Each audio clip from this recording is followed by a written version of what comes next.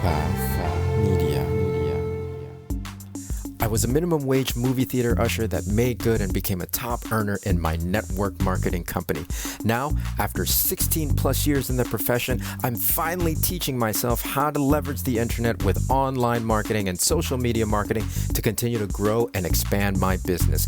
My name is Ronnie Cruz, and this is Path of the Network Marketer. All right, welcome back to the show. In today's episode, we are going to talk about the Twitter implosion. That's right, the Twitter implosion.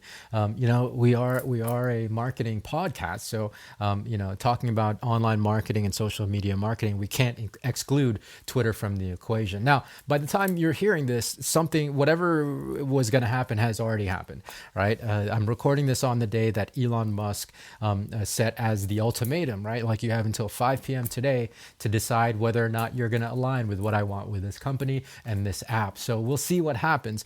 But I did want to talk about it today because, Twitter is part of that social sphere. And in fact, it's an institution, right? It's an institution. So how does that affect our marketing? Well, I don't know. For me, personally, I don't really use Twitter for my network marketing business, largely because I feel like it's a place where people just scream at each other all day long, right?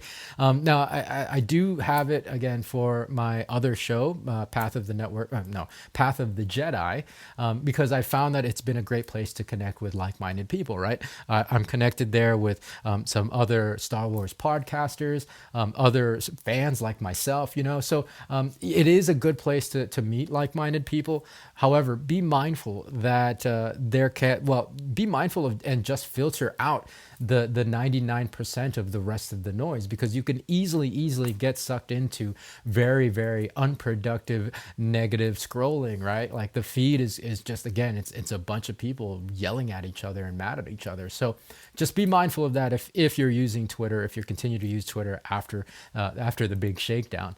Now, the other conversation I wanted to have about this, however, is completely outside of the app itself and of social media. It's more of a mindset thing and personal development, and that is, I want to talk about Elon Musk, right? Like he's well, I think the more he's become, the more he has stepped into the public sphere, the more we've seen of him, right? Like the more parts of him we've seen, right? And I think as the years have gone by, especially like the last 5 or so years, we've seen kind of some wacky sides of him, right? Like he definitely has his foibles. Yes, he has his accomplishments and the things that he's great at, but he has a lot of flaws.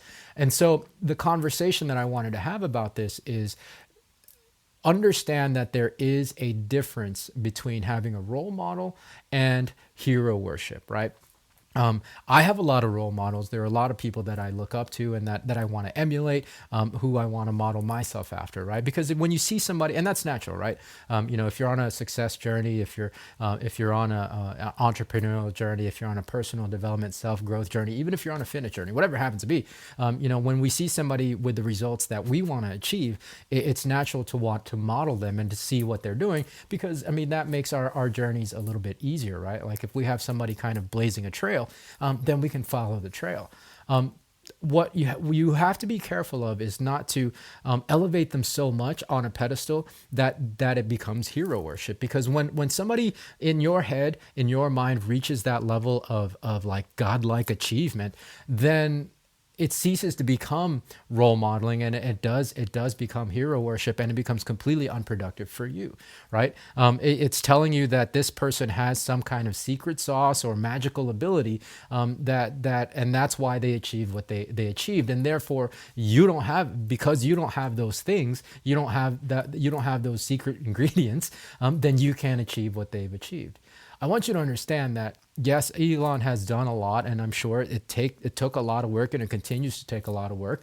You have that ability as well, right? And that goes for any role model or any hero that you might have. Yes, have role models. It's important to do that because, again, that makes your path a little bit clearer. But understand that you have within yourself everything that you need, all the capability to achieve exactly the same things that your role models and the people that you hold in high regard have achieved. Right? There's nothing that necessarily separates you from them other than time and experience. And so use them as a guide, use them as the model, and follow in the path behind them. Don't elevate them to that God status. There was that video from ages ago, and it was a video that somebody put together with, it's a Will Smith audio track. Like, he's got this voiceover track in the background talking about how, success and achievement aren't this like godlike esoteric thing that's only available to a select few. It's something that each and every one of us have within us to be able to tap into.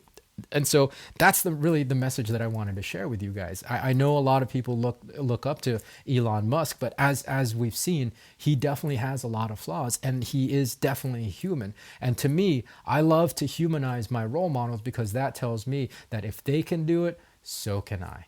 So that's the message for you guys today. If your hero, if your model can do it, if they can achieve all these amazing things that they've achieved in their lives, so can you. So that's it for today. We'll catch you in a fresh new episode tomorrow. So until then, be well, be safe. We'll see you in the next episode.